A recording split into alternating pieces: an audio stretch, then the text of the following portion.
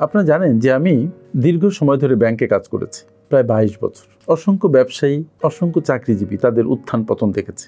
সত্যি কথা বলতে কি, ব্যাংক আমাকে জীবনে অনেক কিছু দিয়েছে, অনেক মানুষের সান্নিধ্যে আসার সুযোগ পেয়েছি। কিন্তু ব্যাংকের চাকরি, মূলত চাকরি আমাকে কখনো সুখী করেনি।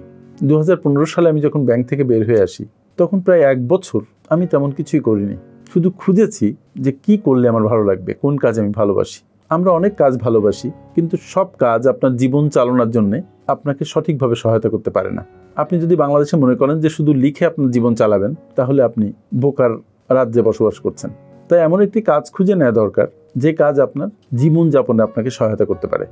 আমি বলছিলাম যে 1 বছর ধরে খুঁজেছি যে আমি কি কাজ করব, এবং তখনই আমি আমার প্রথম বইটা লিখেছি, the art of personal finance management, যেটা ব্যাপক পাঠকপ্রিয়তা পেয়েছে আলহামদুলিল্লাহ। তো আমি লেখার কাজ ভালোবাসি, আমি ভালোবাসি কথা বলতে, ট্রেনিং করাতে। সেই কাজগুলো আমি করতে শুরু করি। প্রথম দিকে প্রচণ্ড কষ্ট হলেও আস্তে আস্তে কষ্টের তীব্রতা কমেছে। চ্যালেঞ্জেস সবসময় থাকবে, সেটা এখনও আছে, কিন্তু মনের মধ্যে তীব্র স্বাধীনতা বোধ করেছি, ভালো লাগা বোধ করেছি। অসংখ্য মানুষের জীবনে ভ্যালু অ্যাড করতে পারা দারুণ সৌভাগ্যের ব্যাপার, সেটা মনে করেছি। প্রথমে যে অর্থ উপার্জন করতাম তা দিয়ে চলতে খুব কষ্ট হতো, আস্তে আস্তে সে অবস্থার পরিবর্তন হয়েছে। ওই দিনগুলোতে একটা জিনিস বুঝেছি যে আপনি অল্প টাকায়ও চলতে পারেন। আপনি যদি আপনার জীবনকে গোছাতে পারেন, আর্থিক শৃঙ্খলা আনতে পারেন, অযাচিত খরচ থেকে নিজেকে দূরে রাখতে পারেন, তাহলে আপনি অল্প টাকাতেও সন্তুষ্ট হতে পারেন। যা হোক, আস্তে আস্তে অবস্থার পরিবর্তন হয়েছে, ইনকাম বেড়েছে, এবং সবচেয়ে বড় কথা হচ্ছে জীবন সম্পর্কে নতুন বোধ তৈরি হয়েছে, যে বোধ আগে ছিল না। এই সময়ে আমি যেটা বুঝতে পারছি সেটা হচ্ছে যে টাকা কিন্তু শুধু আয় নয়, এটা জীবনের একটা অংশ। It is a part of life.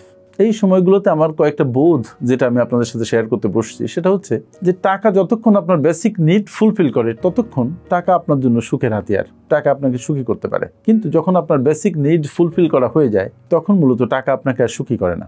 মূলত একটা পর্যায়ে পৌঁছানোর পরে টাকা আপনাকে আসলেই সুখী করে না, বরং অতিরিক্ত জিনিসপত্র, জীবনে অনেক কিছুর সংযোজন একটা মানসিক ক্লাটার বাড়ায়।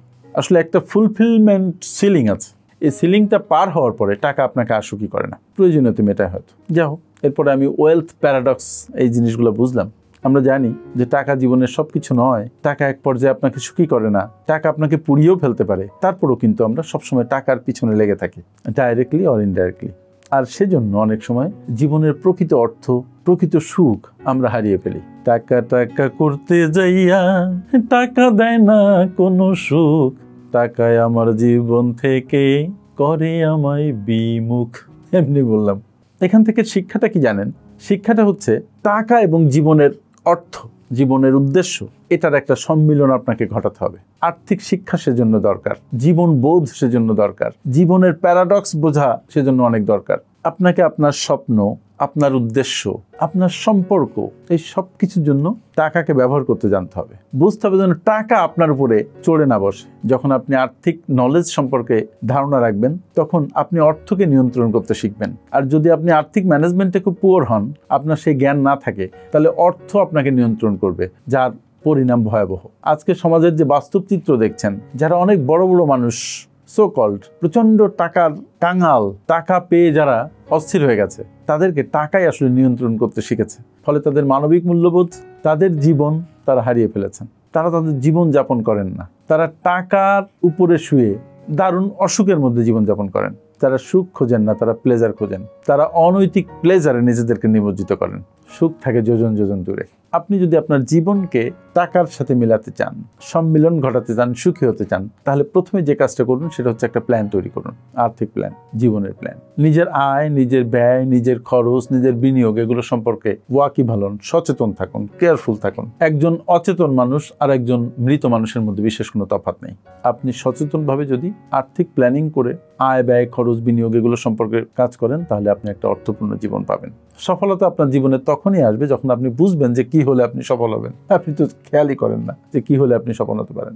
বুঝতে হবে জীবনে টাকাই সবকিছু নয়। টাকা আপনার জন্য অত্যন্ত প্রয়োজনীয় একটি উপাদান, কিন্তু আরো অনেক উপাদান আছে, মহামূল্যবান উপাদান এই পৃথিবীতে আছে, আপনার জন্য বরাদ্দ আছে, যার জন্য আপনার পয়সা লাগে না, শুধু এফোর্ট লাগে, সচেতনতা লাগে, ভ্যালুজ লাগে, আন্তরিকতা লাগে। মনে রাখতে হবে টাকা আমাদের জীবনের কিন্তু গন্তব্য নয়, বরং আমরা যে পথে চলি জীবনে, সেই জীবন পথের একটা অংশ মাত্র।